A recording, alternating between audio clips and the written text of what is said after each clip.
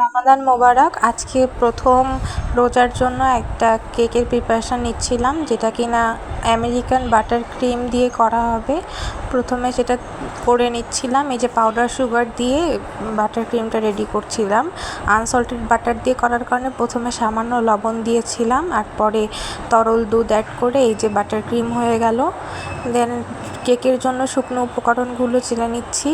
যেহেতু রোজা থেকে থাকার পরে খাওয়া হবে, সেহেতু একটা ডিমের কেক করছি, তো সেই অনুযায়ী ডিমের ম্যাডামটা করে নিলাম। তারপর খুব আলতো হাতে শুকনো উপকরণগুলো মেশাতে হবে, দেন দিয়ে দিলাম ওভেনে। এই যে, আর আজকে আমি এই হাফ পাউন্ডের কেকটা 4টা পার্ট করেছি, যাতে খেতে আর বেশি মজা লাগে। দেন হচ্ছে পাউডার মিল্ক আর সুগার সিরাপটা দিয়ে দিচ্ছি পার্টে পার্টে। এখানে বড় ব্রেড নাইফ বা প্যালেট নাইফ ব্যবহার করার কোনো দরকার পড়েনি, ছোটোটা দিয়ে ক্রাম কোট করে রেখেছি।